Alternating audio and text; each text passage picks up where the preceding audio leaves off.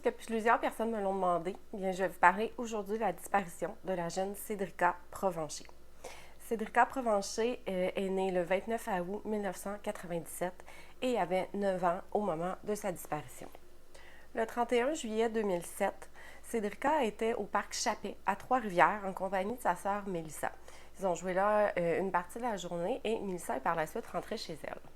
Selon les informations disponibles, Cédrica aurait été abordée par quelqu'un qui aurait dit avoir perdu son petit chien.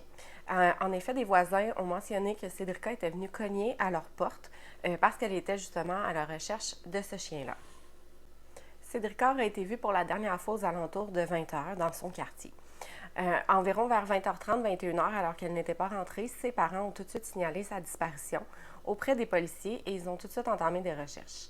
Son vélo a d'ailleurs été retrouvé là, un petit peu plus loin, à côté, sur une bonne fontaine.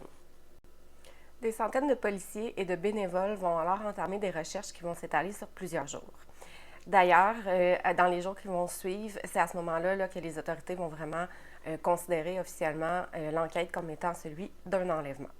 D'ailleurs, le 2 août suivant, l'enquête a été transférée de la sécurité publique de Trois-Rivières à la SQ. Malgré toutes les recherches, toutes les heures passées sur le terrain et tout ça, il n'y a pas eu beaucoup d'informations qui ont circulé. Même que le 13 août suivant, il y a eu une récompense qui a été offerte pour plus de 80 000 $ pour toute personne qui pourrait amener des renseignements concernant la disparition de Cédrica. Les parents de Cédrica ainsi que ses proches vont d'ailleurs prendre parole à plusieurs reprises pour inciter les gens à donner toute information possible, parce qu'il y avait vraiment très peu d'indices dans le dossier. Ils vont d'ailleurs faire appel au célèbre chroniqueur judiciaire Claude Poirier qui va, à partir de ce moment, se joindre à l'enquête. C'est le 6 septembre 2007 que la Sûreté du Québec va donner l'information au public qui sont à la recherche du propriétaire d'un véhicule de marque Acura de couleur rouge qui aurait d'ailleurs des poignées chromées. C'est aussi à ce moment qu'ils vont dévoiler en fait les caractéristiques d'un suspect. Ils recherchent donc un homme âgé dans la trentaine, aux cheveux châtains et d'ossature moyenne.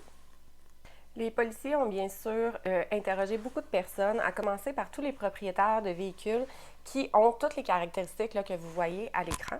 On parle ainsi de 260 personnes qui possédaient ce type de véhicule-là à l'époque. À noter qu'ils ont tous été rencontrés par les autorités, sauf un qui a refusé de l'être. Je reviens dans la partie 2 avec la suite. Voici la suite du vidéo de la disparition de Cédrica Provencher. Comme je vous le disais dans la partie 1, en effet, il y a eu 260 propriétaires d'Acura rouge avec les poignées chromées, entre autres, transmission manuelle et tout, les caractéristiques que vous avez pu voir précédemment, qui ont été rencontrés sauf un. Je sais que le nom a beaucoup circulé, mais pour des raisons légales, évidemment, je ne peux pas nommer cette personne-là parce qu'il n'a jamais été accusé. Mais c'était quelqu'un de Trois-Rivières qui a été d'ailleurs suspecté à plusieurs reprises dans cette enquête-là. Les quelques semaines de la disparition de Cédrica vont par la suite s'étirer, vont devenir plusieurs années, avant que le 11 septembre 2015, on retrouve des ossements. En fait, ce sont des chasseurs qui étaient à Saint-Maurice qui ont retrouvé des ossements. Ça a été annoncé au public le 11 décembre et ça a été confirmé le lendemain que les ossements trouvés appartenaient bel et bien à Cédrica Provencher.